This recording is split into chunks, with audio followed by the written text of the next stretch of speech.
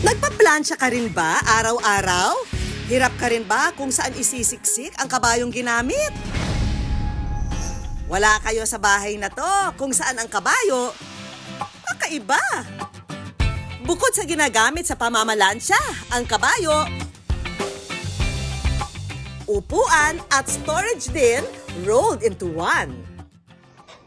Mas mainit pa sa plansya ang pagtanggap ng mga netizen sa video na ito na umani lang naman ng 184 million views sa social media.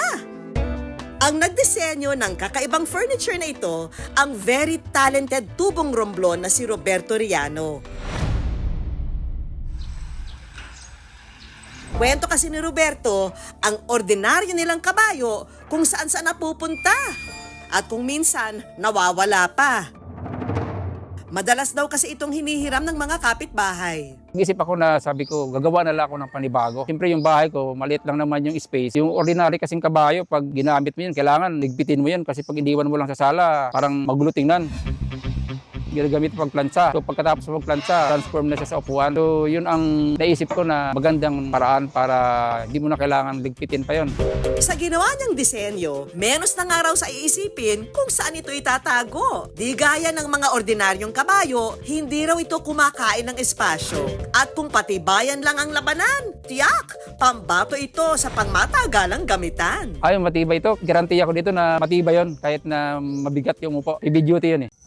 Bigatin man ang 3-in-1 design na ito, hindi naman daw mabigat sa bulsa ang presyo.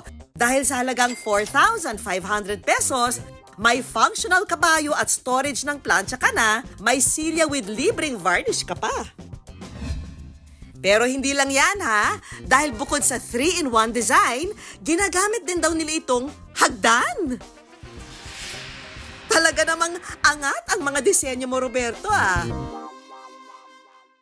At dahil nakikisabay na rin siya sa mga content creator, ito ang kanyang wooden tripod na ginagamit sa paggawa ng mga video.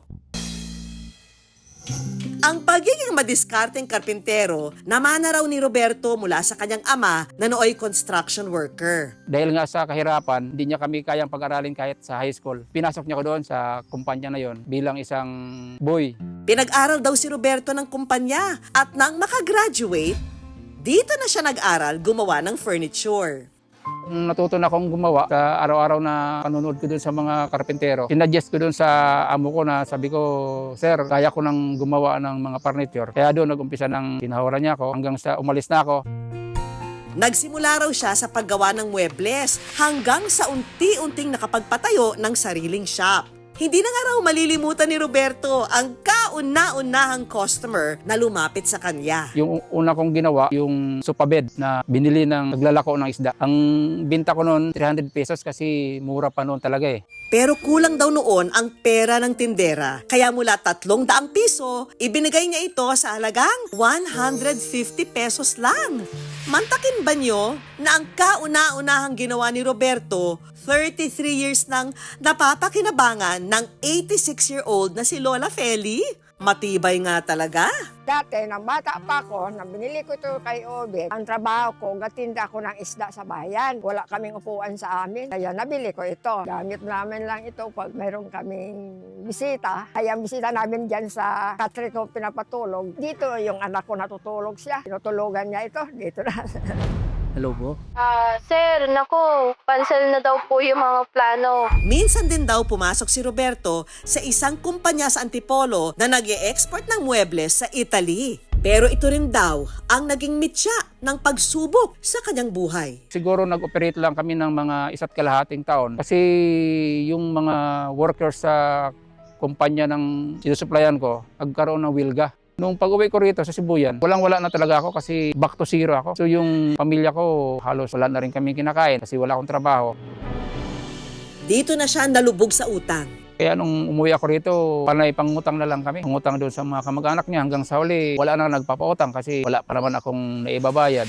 Pero kapag nangaraw may determinasyon, pasasaan ba't ikay makakabangon? May nakakita sa akin, sabi niya, Obed, marunong ka bang gumawa ng kitchen hanging cabinet? Sabi ko, oo. So nagandahan naman siya. May mga nakakita sa ginawa kong yon, may mga nagpagawa na rin. Tuloy-tuloy na yon hanggang sa naisipan ko ng, sabi ko, mag-uupa ako ng pwesto na gawing furniture shop. At 35 years later, eto't mga taga-abroad na raw ang nagpapagawa sa kanya ng furniture. At ngayon na nga, nakapagbibigay trabaho pa siya sa kapwa gaya ni Sheward. Nung year 2021, kasi nga modular po kami kasi nag-aaral ako sa senior high pero online class po tsaka module. Tapos naisip kong magtrabaho kay Boss Roberto Riano. Magdadalawang taon ako dito. Yung kinikita ko po sa trabaho, iniipon ko po. Kasi po, nag-stop po akong mag-college muna pagkatapos ko ng senior high. Tapos nag-ipon po ako para meron akong panggastos. Ang patuloy raw niyang pag-eksperimento, ginagawa niya para sa kanyang pamilya. Dalawa na nga sa 3 niyang anak, napagtapos na niya ng pag-aaral. Habang isa, patuloy niyang sinusuportahan. Nagsusumikap ako para sa mga anak ko na makapagtapos sila ng pag-aaral sa college. Kasi noon, pangarap kong makapagtapos sana ng college. Si Roberto, magpapatuloy raw sa paglikha ng mga kakaibang obra. At ang good news niya, may bago raw siyang ilo-launch na produkto na dito sa good news niya unang ipasisilip. Yung may mga katre na ditupi yun. Tapos yung headboard niya, di bisagra rin siya. Parang pag ginamit mo sa araw, gawing upuan, tapos sa gabi, kama siya. Tapos marami pang naisip na gagawin. Yung may mga, sana yung lalagyan ng cabinet na lalagyan ng pera, na parang sekreto lang siya. Akala mo drawer lang. Tiyak! Hit na naman yan! Sa buhay, kailangang matibay. Gaya ng mga disenyong gawa ni Roberto, hindi rurupok o susuko. Anumang pagsubok ang humamon.